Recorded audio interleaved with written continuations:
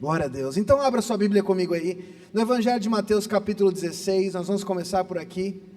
Evangelho de Mateus, Evangelho segundo escreveu Mateus capítulo 16, versículo 13 em diante. Eu estou lendo na Almeida Revista e Atualizada. Almeida Revista e Atualizada é a versão que eu estou usando aqui.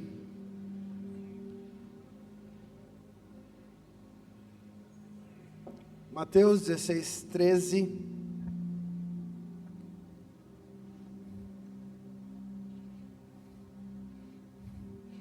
Quem trouxe Bíblia, diga eu. Maravilha, hein? Se você está perto de alguém aí que não está com a Bíblia, cola em alguém, traz para perto de você, para ler junto com você. Se você trouxe algo para anotar, faça isso, prepara aí para anotar, no seu bloco de notas, no seu celular, no seu caderninho, enfim. Desenvolva o hábito de fazer anotações. Para quê, pastor? Para que você possa continuar mergulhando na revelação durante a semana. A palavra de Deus é viva, diga comigo, viva. A palavra de Deus é viva, e à medida que você mergulha nela, o Espírito Santo vai te dando revelação, vai te levando a novas camadas de revelação. E agora eu quero que você, não tem nada a ver com a introdução isso aqui, mas preste atenção. Eu prometi a vocês no domingo passado que nós vamos, nessa nova estação, falarmos muito sobre a unidade do corpo. Então eu quero que você fale para alguém aí, eu preciso que você anote. Fala para alguém que está perto de você, eu preciso que você anote. Porque quando você cresce, vamos lá, Diego, porque quando você cresce, eu também cresço. Nós somos um corpo. Amém? Mateus capítulo 16, versículos 13 em diante, diz: indo Jesus para os lados de Cesareia de Filipe, perguntou aos seus discípulos, perguntou a quem? Quem diz o povo ser o Filho do Homem? E eles responderam, uns dizem ser João Batista, outros Elias, e outros Jeremias, ou algum dos profetas. Mas vós, continuou ele, quem dizeis que eu sou? Respondendo Simão, Pedro disse, tu és o Cristo, o Filho do Deus vivo. Continua. Então Jesus lhe afirmou, bem-aventurado és, Simão Bar-Jonas, filho de Jonas, porque não foi carne e sangue que te revelaram, mas meu Pai que está nos céus.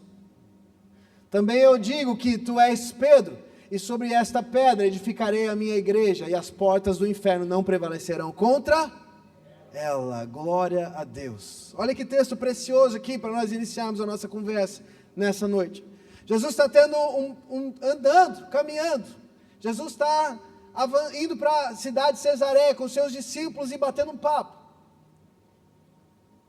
Conversando sobre o que está acontecendo ao seu entorno, ao seu redor. Diga comigo, discipulado é relacionamento.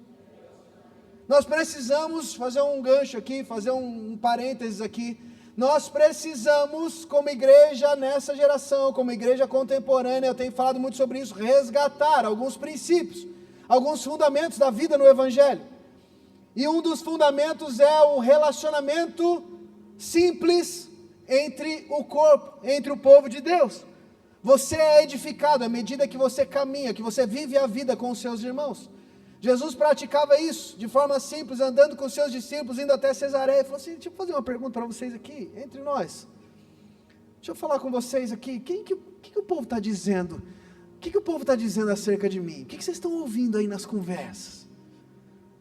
Jesus perguntou para os discípulos, fala para mim, o que vocês estão ouvindo no meio da multidão? Enquanto eu estou pregando, o que o povo está falando? Eu queria às vezes, Márcio, saber o que o povo está falando quando eu estou pregando. Que às vezes é uma converseira tão grande. Vou ficar falando para a Ju aqui, porque aí, depende para quem for, vai pegando, né? Que às vezes a conversa parece que está tão agradável, e Jesus estava falando assim, eu estava prestando atenção, enquanto eu estava pregando, tinha um grupinho ali atrás, o pessoal do louvor, estava conversando ali, o que eles estavam falando de mim? E aí os discípulos disseram, olha, uns estão dizendo que você é João Batista, outros dizem que é Elias, outros que é Jeremias, e outros alguns dos profetas. Presta atenção nisso aqui. Os discípulos estavam dizendo, olha, alguns do povo dizem que você é como João Batista, ou seja, alguém que vem para pregar arrependimento, alguém que fala sobre arrependimento, alguém que fala sobre confissão de pecados, alguém que vem convidar o povo a se arrepender e ir para Deus. Outros não. Outros dizem que você é como Elias, ou seja, aquele que anda no sobrenatural, que faz milagres. Elias, o profeta do sobrenatural, o profeta dos milagres. Então uns olham para você e dizem, esse daí, esse Jesus, ele é como Elias, ele é o que faz milagres, cura enfermos, ressuscitou Lázaro. Você viu o grande movimento sobrenatural que acontece quando ele vem? Outros dizem que você é Jeremias, aquele que foi rejeitado, abandonado, excluído. E a verdade é que ainda hoje a igreja continua enxergando Jesus nessas óticas. Quem é Jesus para você? Não, Jesus é aquele que chama ao arrependimento. Se você for para Jesus, tem que se arrepender dos seus pecados para ser perdoado. Não, Jesus é aquele que cura os enfermos, é aquele que cura sua alma, cura suas feridas emocionais, cura suas enfermidades. Ele é aquele que faz milagres extraordinários, é aquele do sobrenatural. Quem é Jesus para você? Não, Jesus é o sofredor, ele foi para a cruz pelos meus pecados. Você assistiu a paixão de Cristo, você precisa assistir aquele filme, porque Jesus sofreu, ele padeceu, e ele foi abandonado, ele foi traído. Não foi só Judas não, até os amigos, todos o abandonaram. Jesus é o sofredor. Era isso que os discípulos estavam dizendo para ele. E aí então ele levanta e diz, mas e quanto a vocês que andam comigo? E quanto a vocês que me conhecem nos bastidores? E quanto a vocês que ouvem as palavras que eu digo com outro nível de revelação? Então Pedro se levanta e diz, tu és o Cristo. O que Pedro estava dizendo? Você é o ungido de Deus. Você é o enviado de Deus. Você é a manifestação do Deus invisível. Você é Deus em carne. Você é o Filho de Deus. A revelação que Pedro teve pelo Espírito naquele momento é uma revelação plena e completa. Nós ficaríamos aqui 3 dias inteiros falando só sobre essa revelação. Tu és o Cristo, o Filho do Deus vivo. Porque existe uma infinidade de pontos para falarmos acerca dessa expressão, tu és o Cristo, o Filho do Deus vivo. Mas Pedro estava dizendo, eu reconheço no Espírito que você não é apenas aquele que faz milagres, você não é apenas aquele que chama ao arrependimento, você não é apenas aquele que vai para a cruz, não, você é o ungido de Deus, você é o próprio Deus em carne, o Filho de Deus, você é Deus entre o povo. E Jesus diz, você é bem-aventurado, Pedro, porque eu vou edificar a minha igreja. Repete comigo, eu vou edificar a minha igreja sobre essa revelação. O que Jesus estava dizendo a Pedro é, sobre essa revelação, sobre essa pedra que sou eu, Pedro, eu vou edificar a minha igreja. Eu vou construir a minha igreja sobre essa revelação. Eu sou o Cristo, o Filho do Deus vivo. É sobre isso que eu vou edificar a minha igreja, Pedro. É sobre isso que eu vou construir a minha igreja. É sobre isso, é nessa rocha que eu vou fundamentar a minha igreja.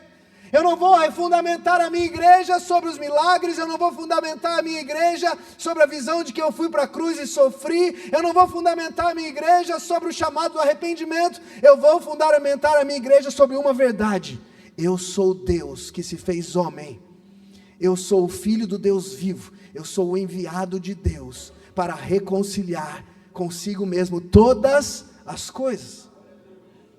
Era isso que Jesus estava dizendo. E eu disse a você que nós precisamos avançar nessa revelação. Eu tenho nesses dias, nesses últimos meses, sido muito encorajado pelo Espírito a convidar você para mergulharmos nessa revelação. Porque a verdade é que o Evangelho é Cristo e ponto. Diga comigo, o Evangelho é Cristo e ponto.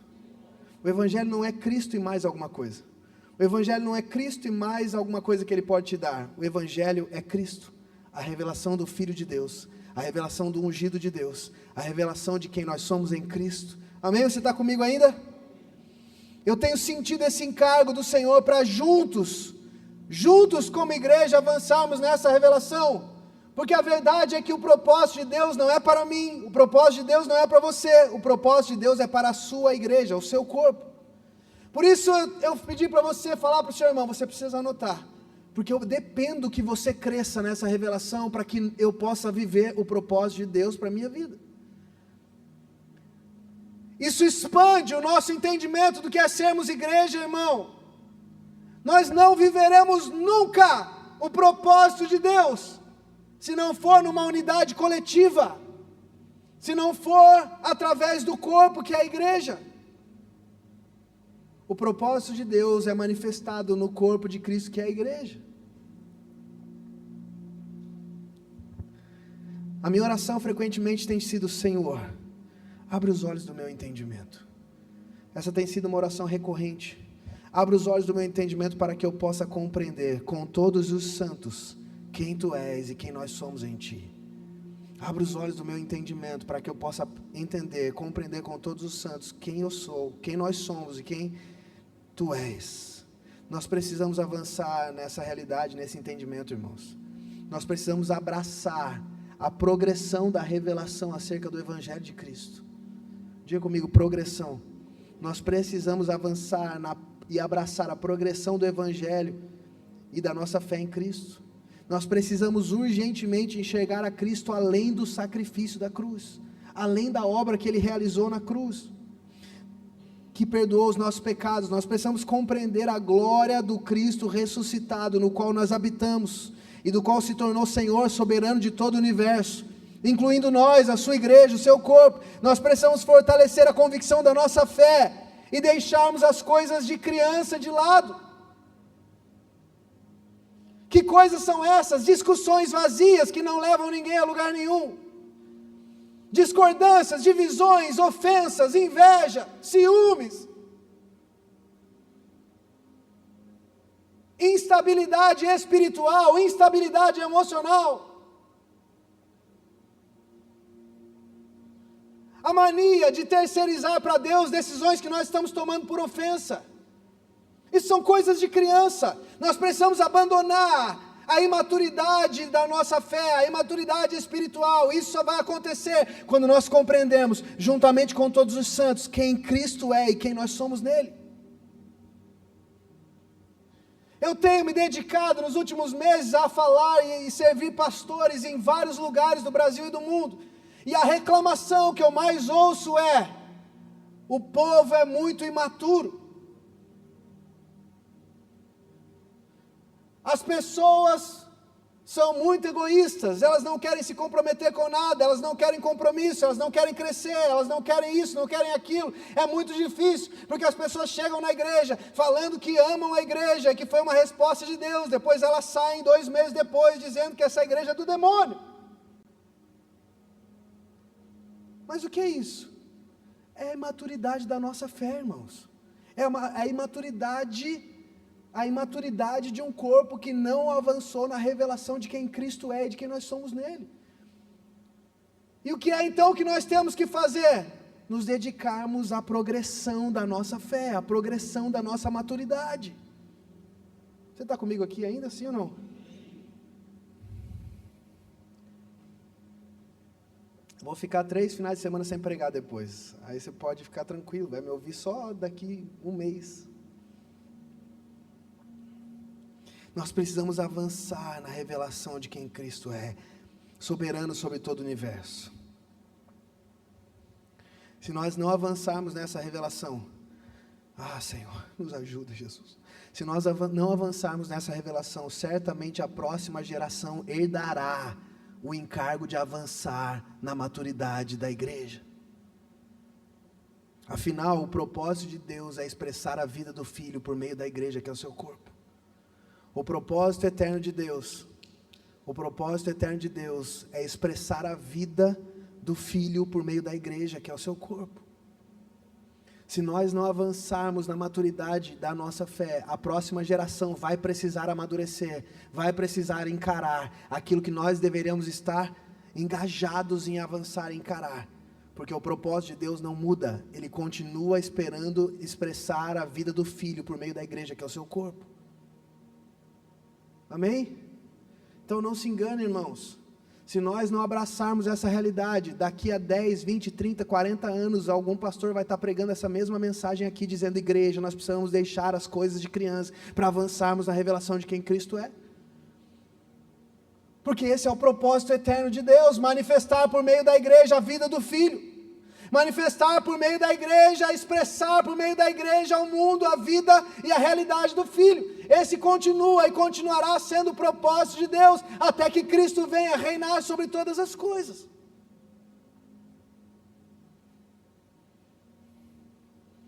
Efésios capítulo 1, versículo 22.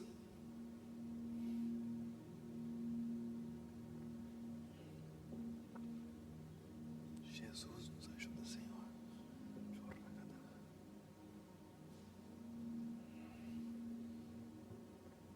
Efésios 1, 22. E Deus pôs todas as coisas debaixo dos pés de Cristo, e para ser o cabeça de todas as coisas, deu Cristo a? Vamos lá, e pôs todas as coisas debaixo dos pés. Então o que o texto está dizendo? O que Paulo está dizendo aos Efésios aqui? Deus estava cumprindo o seu plano eterno, glorificando Jesus e colocando todas as coisas debaixo dos seus pés, toda a autoridade, todo o principado, toda a potestade, dominadores do ar. Cristo está acima de toda a autoridade, e para cumprir o seu plano, colocou todas as coisas debaixo dos pés de Cristo, e para ser o cabeça sobre todas as coisas, o deu à igreja. Continua. A igreja, qual é o seu corpo, e a plenitude daquele que a tudo enche em todas as coisas. Olha que texto poderoso. Paulo está dizendo, a igreja, que é o corpo de Cristo, Cristo é a cabeça da igreja. Então Paulo está figurando, está usando uma figura para dizer, Cristo é a cabeça, a igreja é o corpo. Só que olha o que Paulo diz, ele diz, a igreja é a plenitude, ou seja, a totalidade da manifestação de Cristo que enche todas as coisas. Cristo está se revelando ao mundo, sim ou não?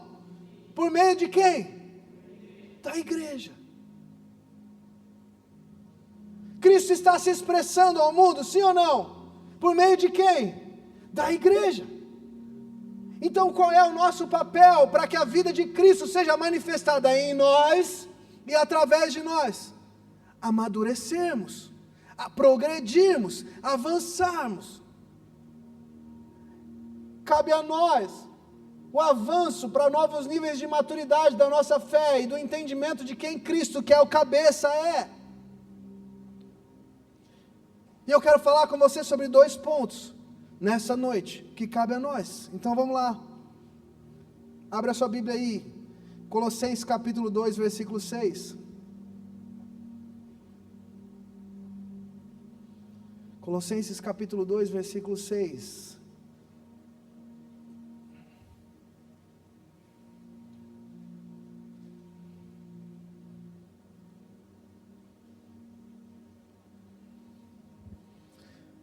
Senhor, nos leva mais fundo em Ti, mais alto em Ti, nos faz compreender com todos os santos a altura, a largura e a profundidade de quem Tu és, Jesus. Nos ajuda, Senhor, abre os olhos do nosso entendimento, abra os olhos do nosso entendimento, abra os olhos do nosso coração, para que nós possamos nessa noite sermos encontrados por essa mensagem, encontrados por essa palavra. Não apenas confrontados, não apenas tendo o nosso intelecto, o nosso entendimento confrontado com essa palavra, mas que ela entre como uma flecha no nosso espírito. Irmãos, é necessário orarmos por isso. É necessário orarmos para que a palavra entre no nosso espírito. Onde é que a revelação é? Onde é que a revelação progride? Onde é que a revelação avança? Não é no nosso intelecto. Não é no seu intelecto. Você não basta compreender a palavra de maneira intelectual, é necessário que ela ganhe vida no seu espírito. Tem alguém me entendendo aqui? É necessário que nós oremos por isso, irmãos. É necessário orarmos para que o Espírito Santo encontre a oportunidade, encontre lugar, encontre espaço, encontre disponibilidade no nosso espírito para gerar as verdades dos céus em nós. Para gerar a verdade dos céus em nós, para gerar a verdade em nós.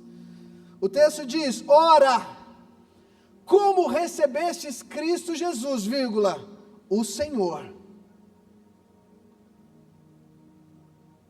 Cristo Jesus quem? O Senhor, assim andai nele. Ora, como recebestes Cristo Jesus, o Senhor, assim andai nele. Por quê? Porque a expressão o Senhor entre vírgulas é tão importante na carta de Paulo aqui aos Colossenses? Porque nessa carta o apóstolo Paulo está se dedicando, se esforçando, trabalhando ardentemente para combater heresias que estavam permeando na igreja de Colosso. O apóstolo Paulo está durante toda a carta aos Colossenses, como na maior parte das suas cartas, estabelecendo fundamentos espirituais. Estabelecendo o quê? Fundamentos espirituais. Por isso é importante você entender o contexto de cada epístola, o contexto de cada carta, para que você possa saber o que é que o apóstolo Paulo estava construindo naquela igreja, e como isso pode se tornar realidade, não para a sua vida apenas, mas para a igreja da nossa geração. As cartas eram escritas não a indivíduos, as cartas eram escritas a congregações, as cartas eram escritas ao povo santo.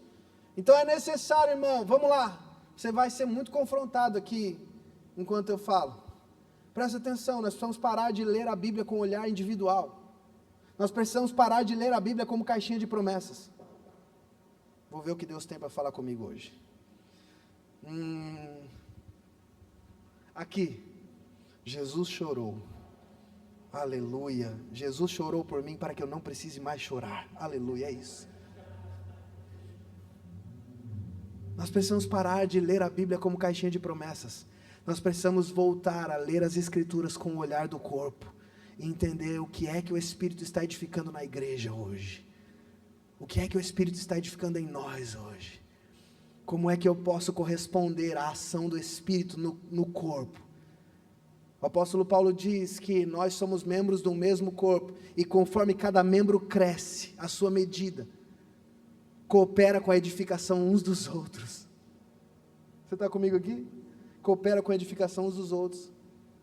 Então por que você precisa orar, irmão? Não é só para que o Senhor fale com você, mas é para que você amadureça, porque se você não é maduro, o corpo sofre. Está comigo aqui? Amém ou não? Ora, como recebeste a Cristo o Senhor. Então Paulo estava iniciando aqui mais um período de alinhamento com a igreja de Colosso. No capítulo 1, o apóstolo Paulo vem apresentando o Cristo supremo de toda a criação. Ele é a imagem do Deus invisível, 1,15 em diante. Ele é a imagem do Deus invisível, nele habita corporalmente toda a plenitude de Deus, e porque vocês estão nele, vocês estão completos. Paulo está reafirmando a doutrina da supremacia de Cristo para a igreja de Colosso. Por quê? Porque a heresia helenista que reinava era Cristo é inferior, Cristo é homem, então ele não pode ser Deus. Então o ensino que estava permeando a igreja é Cristo é homem, então ele não pode ser plenamente Deus. E outras heresias, como por exemplo, culto a anjos. Vamos fazer um culto aqui para os anjos, porque quando os anjos vêm, e aí o vento do céu bate aqui, e aí a gente fica extasiado de glória. Culto a anjos. Outra coisa, superioridade espiritual. Eu tenho a revelação. Não toca no ungido do Senhor, porque eu tenho a revelação. Deus falou comigo para falar com você, e você não tem o mesmo acesso a Deus que eu. Então essas eram algumas das heresias que estavam acontecendo. Comparações com os dias de hoje são meramente ilustrativas. E Paulo então está trabalhando, ele mesmo diz, eu trabalho arduamente por vocês, para que vocês não sejam enganados. Por isso a afirmação entre vírgulas, o Senhor é tão importante, presta atenção. Assim como receberam a Cristo Jesus, o Senhor, a palavra aqui é Kyrios, ou Kyrios, que significa supremo, soberano, aquele a qual uma pessoa pertence, aquele que tem o poder de decisão. Repete comigo isso, aquele que tem o poder de decisão. Mais uma vez, aquele que tem o poder de decisão. Eu preciso aprofundar isso aqui com vocês, porque isso aqui precisa alcançar o seu espírito, isso aqui precisa alcançar o nosso espírito. Sabe por quê, meu irmão? O problema da queda, o problema de Adão e Eva, o problema que permeou toda a humanidade, essa doença do pecado que atingiu toda a humanidade, não era a falta de crer em Deus. Adão não deixou de acreditar em Deus, Adão não deixou de crer em Deus, a humanidade não deixou de acreditar que existe um Deus, sim ou não? Sim ou não? O problema da humanidade na queda foi rejeitar o governo de Deus. Então o problema não é a falta de crer em Deus, o problema é rejeitar o governo de Deus. Quando Paulo está dizendo Cristo Jesus, o Senhor, ele está dizendo, se Ele é o seu Senhor, é a Ele que pertence a decisão, é Ele quem governa, é Ele quem domina, porque não basta crer em Jesus, não basta crer que Jesus morreu na cruz, é preciso ter recebido Ele como Senhor da sua vida, ou seja, é preciso receber Curios, aquele que tem o poder da decisão, aquele que é soberano, aquele que é supremo, aquele que governa não só a minha vida, mas todo o cosmos, todo o universo. Quem está comigo aqui? O problema da humanidade, irmãs, o problema da igreja, não é a falta de crer em Jesus, o problema nunca foi falta de crer, o problema foi rejeitar o governo. Porque eu posso vir aqui, domingo após domingo, levantar as minhas mãos e dizer, tu és lindo, tu és santo, lindo, lindo, lindo és 390 mil vezes, até a gente enjoar e dar cãibra no maxilar. Mas se eu não o receber como Senhor da minha vida, a minha fé é falha. Porque o Evangelho não é sobre olhar para a cruz e acreditar que Jesus morreu lá, é sobre recebê-lo como Senhor da minha vida, do qual depende todas as decisões. Você está comigo aqui? Então a pergunta que eu e você temos que nos fazer é, eu apenas creio em Cristo ou Ele passou a ser Senhor na minha vida? Será que eu continuo tendo na minha vida Cristo e mais alguma coisa? Cristo, mas quando se trata dos meus projetos, então aí uma coisa não tem nada a ver com a outra. Paulo está dizendo, assim como vocês receberam o Senhor. E qual é o contexto? Ele passa o capítulo 1 todo expondo Cristo como soberano, para depois dizer, é este Cristo que vocês precisam receber. Lembra a revelação do apóstolo Pedro? Ei, eu não estou recebendo o Jesus que tem poder para mudar o meu casamento. Eu não estou recebendo o Jesus que tem poder para curar as minhas enfermidades. Eu não estou recebendo o Jesus que tem poder para me convencer de arrependimento. Eu não estou recebendo o Jesus que é o sofredor, que suou sangue, que derramou até a última gota de sangue e sofreu arrastado para a cruz. Eu estou recebendo o Senhor do universo, supremo e soberano sobre terra e céu, aquele nome que está acima de todo nome que se possa referir, tanto nos céus, quanto na terra, quanto debaixo da terra, aquele que tem toda a autoridade. Esse é o meu Senhor. Quem é Cristo para você? Quem é Cristo para você? Mas pastor, Cristo não produz arrependimento? Sim. Mas pastor, Cristo não cura os enfermos? Sim. Mas pastor, Cristo não sofreu por mim? Sim. Mas se Ele não se tornar o Senhor da sua vida, a sua fé é fraca, a sua fé é frágil, a sua fé é mais sobre você do que sobre Ele. Afinal, o interesse de curar a sua enfermidade é seu. Afinal, o interesse de se arrepender e parar de viver no pecado é seu. A pergunta é, Ele é Senhor, do qual depende todas as decisões da sua vida? Ou Ele é só alguém que faz algo por você? Quem Cristo é? Quem Cristo é? Quando você pensa em Jesus, qual a imagem? Feche seus olhos, feche seus olhos, feche seus olhos. Quando você pensa em Jesus, qual é a imagem que vem à sua mente? Quando você pensa em Jesus, qual a imagem que vem à sua mente? Qual a imagem vem à sua mente?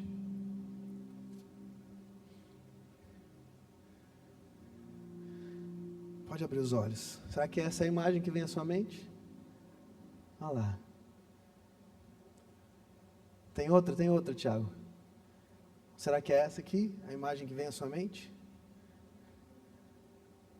O homem da Palestina? Será que é essa a imagem que vem à sua mente? É esse? Pode deixar aí, Tiago.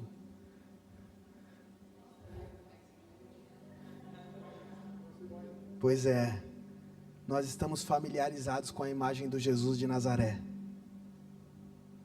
Acolhedor, pronto a perdoar pecados, que passa pelos lugares curando os enfermos e fazendo milagres. ou que multiplica pães e peixes, que abençoa, restaura casamentos, restaura famílias, faz aparecer dinheiro na sua conta, glória a Deus, aleluia. Nós estamos familiarizados com isso. E é por causa dessa familiaridade que nós não conseguimos enxergar o Cristo ressuscitado. Presta atenção, põe lá para a gente, Tiago. Isso é algo parecido com a imagem que João viu em Apocalipse. O Cristo glorificado. Da sua boca sai uma espada afiada.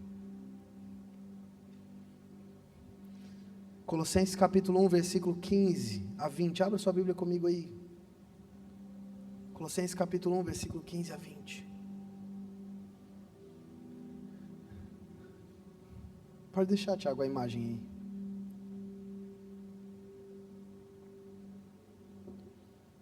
Este é a imagem do Deus invisível, o primogênito de toda a criação. Pois nele foram criadas todas as coisas, nos céus e sobre a terra, as visíveis e as invisíveis, sejam tronos, sejam soberanias, quer principados, quer potestades, tudo, diga comigo, tudo foi criado por meio dele e para ele. Ele é antes de todas as coisas e nele tudo subsiste. Ele é a cabeça do corpo, da igreja. Ele é o princípio, ele é o primogênito dentre os mortos, para que em todas as coisas tenha a primazia. Porque aprove a Deus que nele residisse toda a sua plenitude, toda a sua glória, e que, havendo feito a paz pelo sangue da cruz, por meio dele, reconciliasse consigo mesmo o Pai, todas as coisas, quer sobre a terra, quer nos céus. Nós precisamos progredir na revelação de quem Cristo é. Irmãos, quando nós olhamos para o Jesus de Nazaré e nos familiarizamos com Ele, é muito fácil acreditarmos que Jesus é o homem que tem poder para fazer coisas por mim. Está comigo aí? O que está acontecendo? Um anjo? Ó, é mistério. Mas a verdade, presta atenção aqui, quando João se depara com o Cristo ressuscitado em Apocalipse capítulo 1, o texto diz que ele cai como morto. Ele mesmo diz, eu ouvi uma voz por trás de mim que diz, João, escreve o que eu tenho para dizer. E ele dizia, eu me virei, e quando eu me virei, eu vi um semelhante ao Filho do Homem, e eu caí como morto. Os meus pés perderam a força, as minhas pernas perderam a força, e eu fiquei como morto. Daniel tem a visão do Senhor no capítulo 10, ele vê o Senhor, e o que acontece com ele? Ele cai como morto. O texto diz que Daniel perde as suas forças, ele mesmo está dizendo, eu perdi as forças e eu fiquei como morto. Então o Senhor veio e tocou em mim, e quando Ele tocou em mim, eu consegui me levantar, e eu fiquei com as palmas das mãos no chão, e com os joelhos no chão, eu não tinha força para me levantar. Então o Senhor veio em mim e me tocou, e quando Ele me tocou, eu fui me levantando, estremecendo, e eu não tinha força. Eu disse, Senhor, por causa da visão que eu tive do Senhor, me sobrevieram dores. Nós precisamos clamar ao Senhor para que Ele nos permita ver a sua glória, para que Ele nos permita enxergar quem Ele é. Nós precisamos progredir e ter a imagem de Cristo, além do Cristo sofredor que foi para a cruz perdoar pecados. Ele é soberano sobre terra e céus. Ele é aquele do qual a minha natureza humana, ela é mortificada todos os dias. Quando eu olho para Ele, a força da minha natureza humana se esvai. Isaías tem a visão do Senhor no capítulo 6, ele diz, ai de mim, eu estou morto,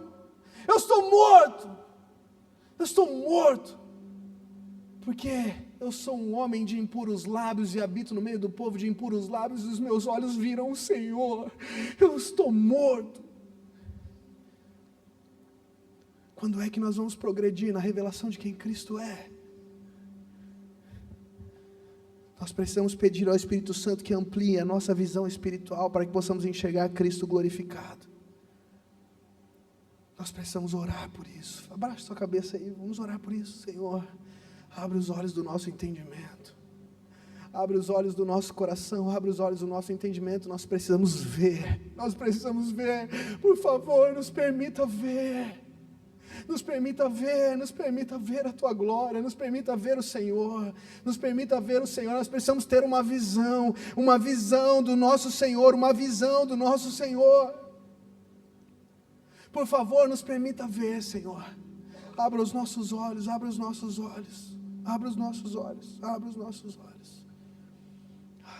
Senhor, amém.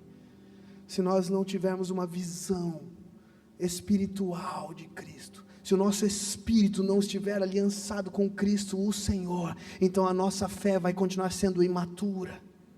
É necessário que alguns de nós tenhamos a revelação de Cristo para que haja novo nascimento, irmãos. Irmãos, você precisa perguntar: será mesmo que eu me converti? Será mesmo que eu nasci de novo? Será mesmo? Será que eu sou um convertido a Cristo Jesus, o Senhor, ou um convertido à religião evangélica? Senhor, abre os meus olhos para que eu veja. Se nós continuamos insatisfeitos com tudo, irmão, talvez ainda falte novo nascimento.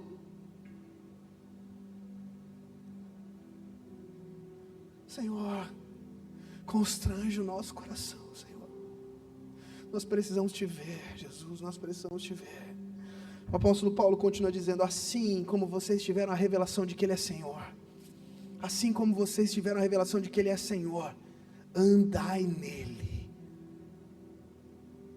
Ou seja, vermos o Senhor é o início da jornada.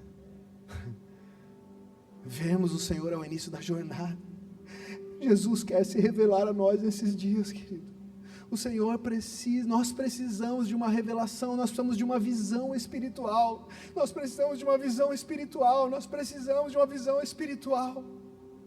João estava ouvindo a voz, quem era João? João era aquele que recostava a cabeça no peito de Jesus. Mas de quem? Do Jesus de Nazaré. João é aquele que recostava a cabeça no peito de Jesus de Nazaré. Então quem era Jesus? Era o doce Jesus, e era o Jesus que confrontava a religião, era o Jesus que fazia milagres, e João estava ali recostado, a cabeça no peito dele. Mas quando João tem a visão do Cristo glorificado, o mesmo João que recostava a cabeça no peito de Jesus, cai como morto. Ele diz: eu não suporto vê-lo, eu não suporto, a minha carne não suporta ver o meu Senhor, a minha carne não suporta olhar para Ele, a minha natureza humana é frágil demais para olhar para Ele. O mesmo João que recostava a cabeça no peito de Jesus de Nazaré, não suporta a visão do Cristo glorificado e cai como morto. Nós precisamos de uma visão espiritual, nós precisamos ver, nós precisamos enxergar a glória, nós precisamos enxergar quem Ele é. Abre os olhos do nosso coração, Jesus, abre os olhos do nosso coração, abre os olhos do nosso entendimento. O apóstolo Paulo está dizendo à igreja de Colossos: vocês precisam progredir nele, vocês não precisam aprender sobre Ele, vocês precisam aprender a andar nele. Cristo é a vossa vida. Cristo é a vossa vida. Cristo não é o seu Deus, Ele é a vossa vida.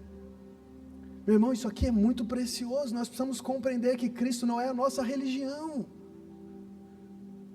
Nós não estamos vivendo um evangelho de um Deus que está fora. Nós estamos vivendo nele.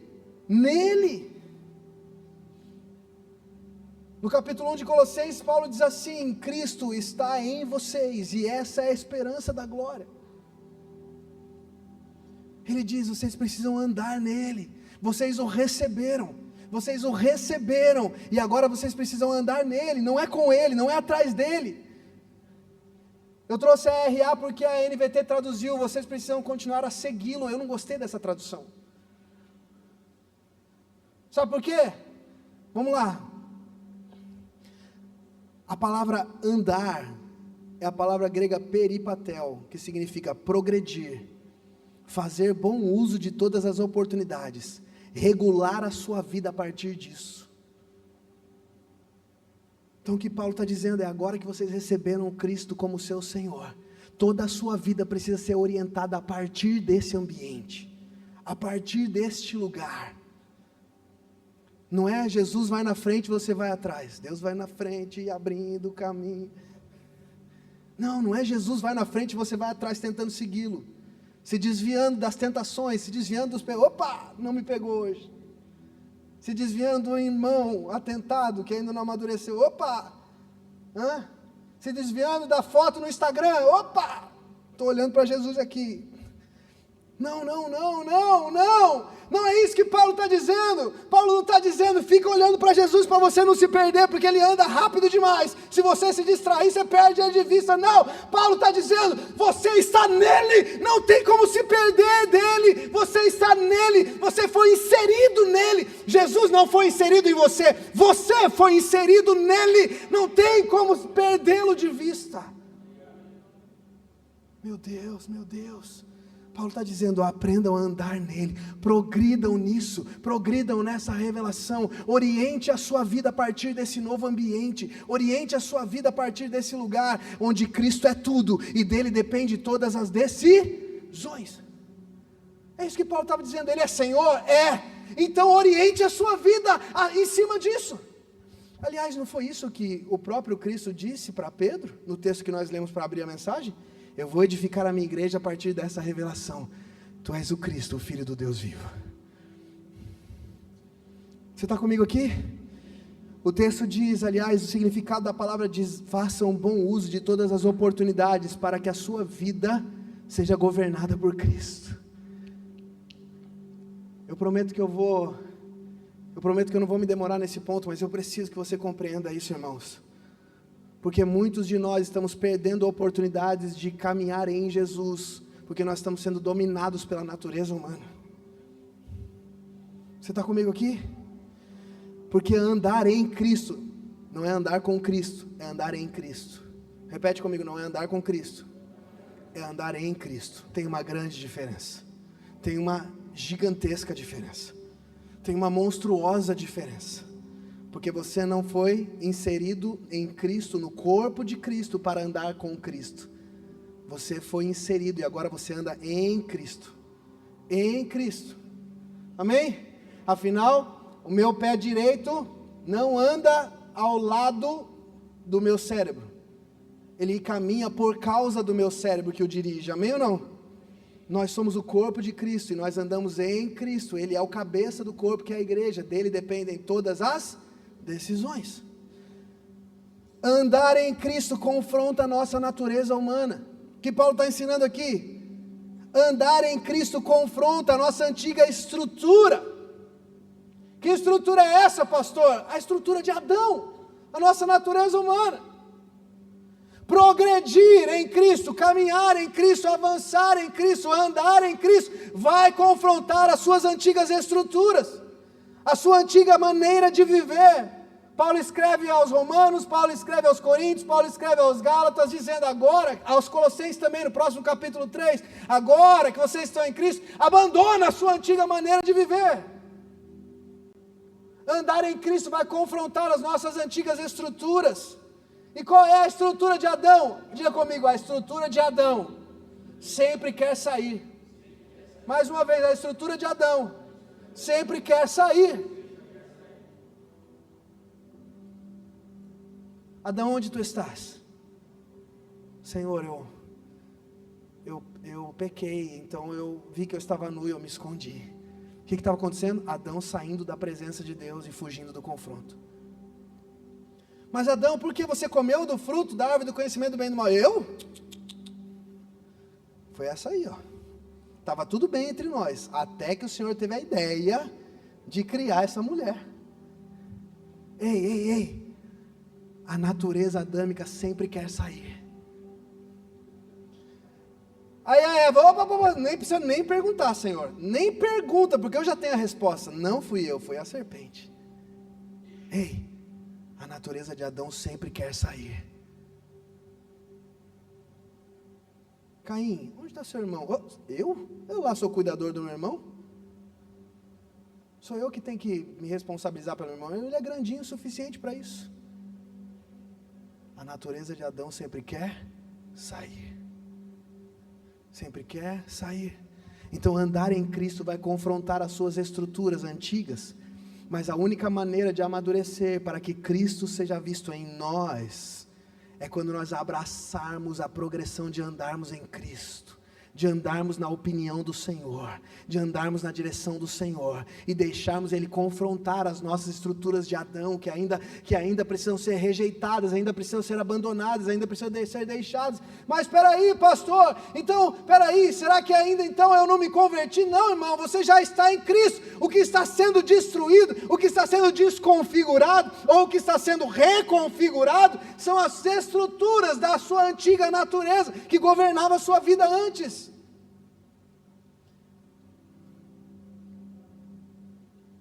Você ainda está feliz?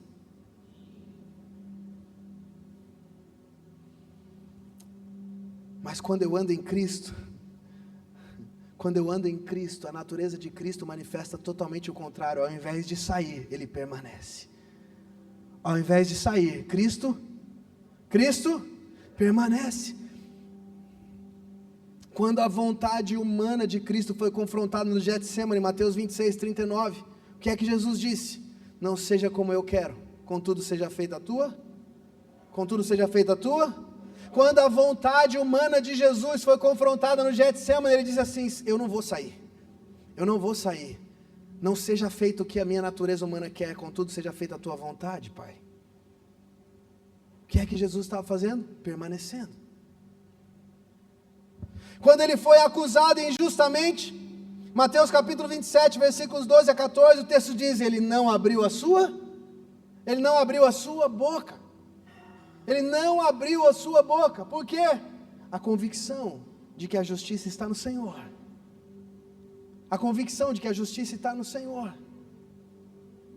Sabe quando é que você vai aproveitar todas as oportunidades para andar em Cristo, que é o significado da palavra grega andar, que o apóstolo Paulo usa ali no texto?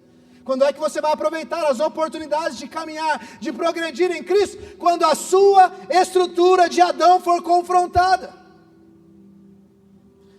Quando a sua natureza humana for confrontada. Quando aqui na sua mente disser assim: não deixa barato não. Você vai ficar quieto? Agora é a hora. Bateu, levou. Aí você vai dizer assim: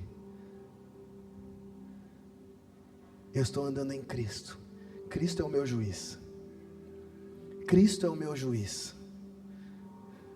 Ele é manso e humilde de coração, e Ele me convidou a aprender dEle. Então eu estou contemplando a Cristo, e eu estou respondendo a partir de Cristo, e não mais a partir da minha natureza caída, e não mais a partir da natureza de Adão. Quem está comigo aqui? Você ainda está comigo aqui? Andar em Cristo vai confrontar as suas antigas estruturas. Quando Cristo sofreu injustamente, Lucas capítulo 23, Ele disse: Pai, perdoa eles não sabem o que fazem. Mas pastor, você está falando de Cristo. Era Cristo que estava sendo crucificado, afrontado, acusado injustamente. Deus tinha um propósito para ele. Ei! No início do livro de Atos aparece um homem chamado Estevão, seguidor de Cristo. Você está comigo aqui, sim ou não? Estevão é preso por pregar o Evangelho. Estevão é preso por pregar o Evangelho. Estevão é apedrejado. Os religiosos, os judeus apedrejando Estevão, e ele cai. E antes de entregar o seu espírito, o texto diz que ele eleva os olhos e vê Jesus em pé. Todos os outros textos da Bíblia revelam Jesus sentado à destra de Deus o Pai, mas na visão de Estevão, Jesus está em pé. Meu Deus, na visão de Estevão, Jesus está em pé. E diante de tanta injustiça, dor e sofrimento, qual foi a resposta de Estevão? Senhor, faz descer fogo do céu agora. Agora, Senhor, abre as covas, eu vejo covas abertas. Todos vocês aqui, eu vejo as sepulturas. Foi isso que Estevão fez? Estevão disse: Pai, perdoa eles, porque eles não sabem o que fazem. O que é que fez com que Estevão tivesse essa reação? Contemplar o Filho, contemplar Jesus, e decidir andar nele, decidir progredir nele, porque quando Estevão contempla Jesus, ele diz: a minha vida não acaba aqui, ela começa, porque o Filho me espera em pé. Meu Deus, meu Deus, meu Deus, nós precisamos ver, nós precisamos contemplar, nós precisamos enxergar, nós precisamos de uma revelação, nós precisamos de uma visão espiritual, para que deixemos as coisas de menino e começamos a andar em Cristo Jesus, o nosso Senhor. Irmãos, por favor, a vida não é o que os seus olhos veem, a vida não é o que a sua alma, cheia de resquícios da sua velha natureza, enxerga. A vida não é isso, a vida é o que Cristo fala ao seu respeito. Porque nós não andamos por vista, nós andamos por fé no Filho de Deus. É por fé no Filho de Deus que nós andamos. Agora a pergunta é: nós estamos contemplando a Cristo? Nós estamos contemplando a Cristo? E nós estamos permanecendo nele, andando nele? Quando Jesus precisou enfrentar a cruz, João capítulo 18, versículo 11, ele disse: porventura eu não beberei o cálice que o meu Pai me serve? Porventura eu não vou beber o cálice que meu Pai me deu? Nós precisamos abandonar a ideia infantil de estarmos em Cristo, essa ideia infantil que espera sempre o próximo brigadeiro, sempre o próximo brigadeiro. O que é que o Senhor vai fazer de bom por mim essa semana? Cristo diz: porventura eu vou abrir mão do cálice que meu Pai me deu? Que cálice é esse? Ir para a cruz, ir para a cruz. Talvez eu e você precisamos dizer: porventura eu vou abrir mão de beber o cálice da traição, o cálice da ofensa, o cálice da rejeição, o cálice da injustiça. Se o Pai me permitiu beber esse cálice, por que é que eu vou abrir mão dele? Eu estou andando em Cristo, eu estou andando em Cristo, dia após dia a minha natureza, as estruturas da minha antiga natureza estão ficando para trás, e agora eu olho para ele, eu contemplo ele, eu me torno inofensável, eu contemplo ele, eu me torno inofensável. Irmão, você viu como ele falou com você? Não vi não, do que você está falando? Não, mas eu vi como ele falou de você. Não. Por quê? Eu estou contemplando a Cristo, eu estou contemplando a Cristo, eu estou andando em Cristo. E quando alguma área da minha antiga estrutura começa a vir à tona, para quem eu vou? Eu vou para Cristo, e eu vou falar com Ele sobre isso, e eu vou dizer: porventura não beberei o cálice que o Pai me permitiu beber, o cálice que o Pai me deu? Porventura eu vou rejeitar a oportunidade de andar em Cristo nessa situação? Porventura eu vou perder a oportunidade de caminhar em Cristo nessa situação? Meu Deus. Se coloque de pé. Passei do horário, nem vi, gente. Acho que meu relógio acabou a bateria. Feche teus olhos, feche teus olhos.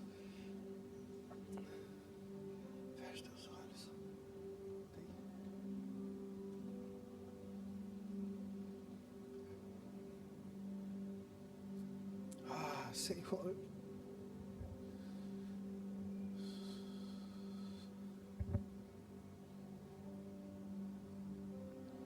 feche teus olhos. Eu sinto que o Senhor quer nos fazer contemplar a beleza dele.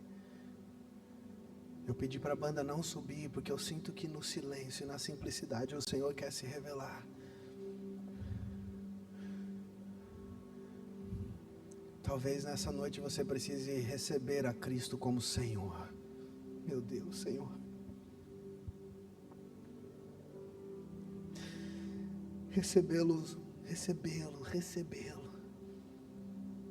Senhor é Curios, soberano, supremo, de quem dependem todas as decisões.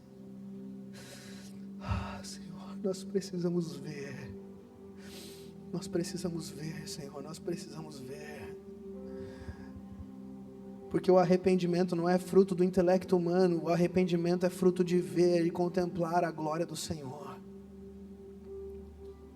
Fome e sede do sobrenatural não é fruto de intelecto humano, é fruto de contemplar o Senhor.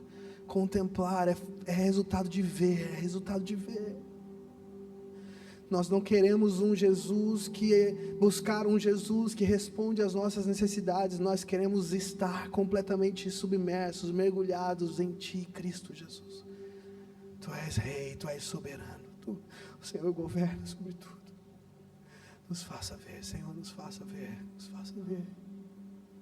Nos faça ver, Senhor, nos faça ver. É impossível progredirmos na caminhada e na maturidade cristã sem contemplarmos o Senhor primeiro. Nós precisamos ver, nos dar visão espiritual. Abre os olhos do nosso entendimento, abre os olhos do nosso entendimento, abre os olhos do nosso coração. Nos dá visão espiritual, Senhor, nos dá visão espiritual. Nos dá visão espiritual, nos dá visão espiritual. Coloque a mão sobre a sua cabeça. Ore por isso. Ore, Senhor, Tu és o cabeça do corpo, a cabeça do corpo. Tu és a cabeça do corpo. Abre os olhos do meu entendimento. Abre os olhos do meu entendimento. Abre os olhos do meu entendimento. Eu preciso Te ver, Senhor. Eu preciso contemplar o Senhor. Me leva nas Escrituras a contemplar o Senhor, me leva na oração a contemplar o Senhor, me leva na devoção a contemplar o Senhor. Abra os olhos do meu entendimento, eu preciso ver, eu preciso de visão espiritual, eu preciso de visão espiritual, eu preciso de visão espiritual. Nós precisamos de visão espiritual, nós precisamos de visão espiritual, nós precisamos de uma revelação. Tu és o Cristo, o Filho do Deus vivo. O Senhor não está na cruz, o Senhor não está mais em Nazaré, o Senhor está sentado à direita de Deus, ou seja, tem toda a autoridade. Foi-lhe dado um nome que é acima de todo nome, nos céus, na terra, debaixo da terra, para que ao Teu nome, Cristo Jesus, todo joelho se dobre, toda língua confesse que Tu és Senhor, Senhor, soberano, supremo, governante. Nós entregamos o governo das nossas vidas a Ti, Jesus. Nos dá a visão espiritual para que possamos caminhar nessa verdade. Aleluia, aleluia, aleluia, aleluia, aleluia, aleluia, aleluia. Glória a Deus. Glória a Deus, glória a Deus, amém? Quantos foram abençoados nessa noite aí? Dê uma forte salva de palmas ao Senhor Jesus, aleluia, aleluia, aleluia.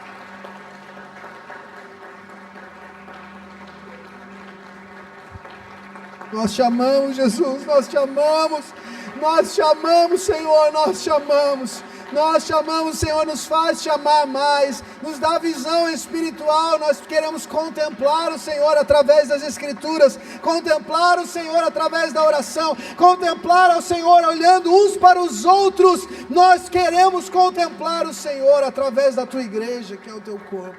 Glória a Deus, aleluia. Estenda as suas mãos, que o amor, o grande amor de Deus, o nosso Pai, nosso amado Pai, Abba Pai, que a graça que é a substância manifestada em Cristo Jesus, o nosso Senhor, Curios, Senhor supremo, soberano, governante, autoridade máxima, autoridade suprema, que a comunhão, a instrução, a direção, a sabedoria, os dons, a autoridade, a ousadia, a fé,